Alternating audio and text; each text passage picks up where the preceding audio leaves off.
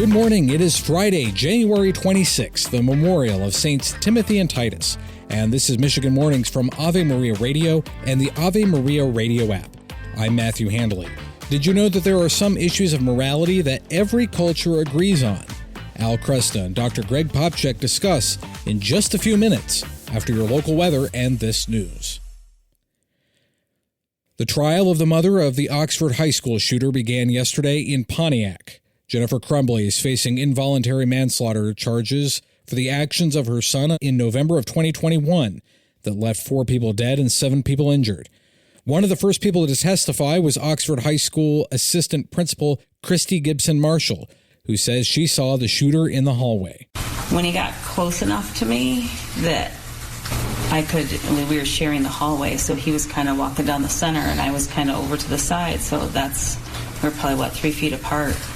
I asked him if he's okay. It just didn't seem right that it would be him. Gibson Marshall also testified she tried to help one of the victims. Teacher Molly Darnell also took the stand and said she came face-to-face with the shooter before he shot her in the shoulder. The father of the shooter, James Crumbley, is also facing charges, but is being tried separately in March. Michigan State University has announced a program to help those dealing with mental health challenges stemming from the campus shooting in February of last year. Faculty, staff, and first responders can apply for reimbursements for mental health services from the Spartan Strong Fund. Over 1,200 donors gave more than $2 million to the fund after 3 students were killed and 5 others were injured. The plan calls for $500,000 of the fund to be available to pay deductibles, co-pays, or co-insurance costs for those affected by the shooting. The Republican National Committee says Michigan Republican Party Chairwoman Kristina Karamo was, quote, properly removed from her office. The RNC, however, will not allow her or former Congressman Pete Hoekstra to serve as voting members next week when they meet in Las Vegas. Hoekstra was selected by a Republican committee to take over for Karamo. She has said those committee meetings were not done by state bylaws, and she will not accept the votes. A Roseville police officer found a surprise while patting down a suspect on January 16th. The officer found a pit bull puppy that was just a few weeks old zipped into the suspect's jacket pocket. The suspect was wanted in connection to a theft at a bank earlier in the day. Animal Control took possession of the 5-week-old puppy until the animal was returned to the suspect after he was released from jail. The Diocese of Saginaw is welcoming all to 2 upcoming healing services with Eucharistic adoration and reconciliation. The first will be at Holy Family Parish in Sandusky tomorrow at 10 a.m. The second will be at St. Mary's University Parish in Mount Pleasant on Friday, February 9th at 5 p.m. That service will also include Mass with Bishop Gruce. And workers at the General Motors truck plant in Flint will have their schedule adjusted on Sunday so they can watch the Detroit Lions playoff game. The third shift start time will be moved to 10:45 p.m. on Sunday. The plant builds the popular Chevy Silverado and GMC Sierra pickup trucks and is the only GM factory in Michigan with a Sunday shift. The NFC Championship game between the Lions and the San Francisco 49ers begins at 6:30 on Sunday evening with the winner advancing to the Super Bowl. You're listening to Michigan Mornings from Ave Maria Radio and the Ave Maria Radio app. Your local weather is coming up next. Now this.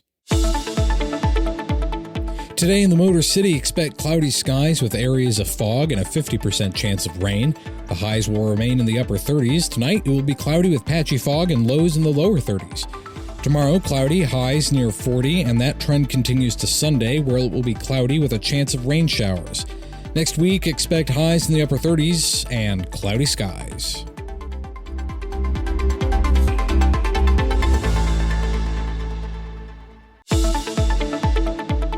Today in the Saginaw Valley, it will be cloudy with rain likely this morning.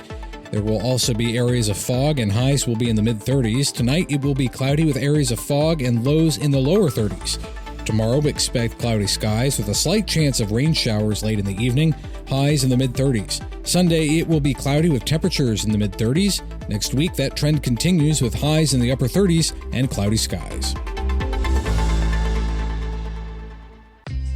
Did you know that just about every culture agrees on basic moral principles?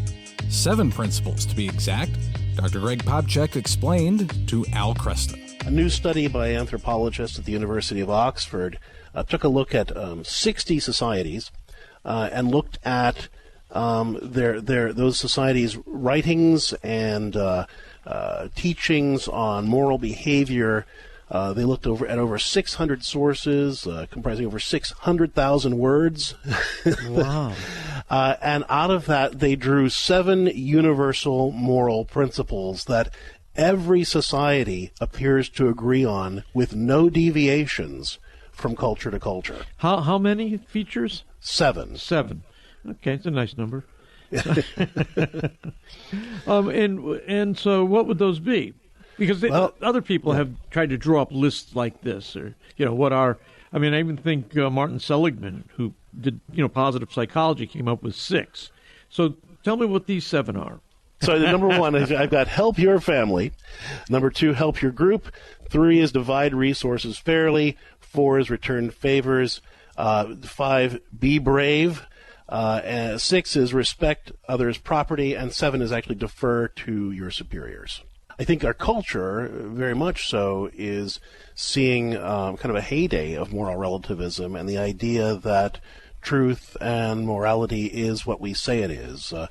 Traditionally that's called social contract theory. Basically the idea that whatever we agree is moral will be moral, right. And whatever we decide is not moral, but that's just a matter of voting on it. It's not a matter of any moral absolutes or rules that are kind of built into our nature. When I was writing Dangerous to the Faith, I did a chapter on relativism. And in that chapter, I came across a work by Donald Brown, University of California, Santa Barbara, where he found over 300 unvarying patterns of behavior, including moral beliefs, that comprise features of just about every culture, society, language that he's been able to look at. Catch Kresta in the afternoon, weekdays at 4 p.m., and More to Life with Dr. Greg and Lisa Popcak, weekdays at 10 a.m. on Ave Maria Radio and anytime on demand with the Ave Maria Radio app. St. Thomas Aquinas says, if you seek patience, you will find no better example than the cross. Great patience occurs in 2 ways, either when one patiently suffers much or when one suffers things which one is able to avoid yet does not avoid. Christ endured much on the cross and did so patiently. Therefore, Christ's patience on the cross was great.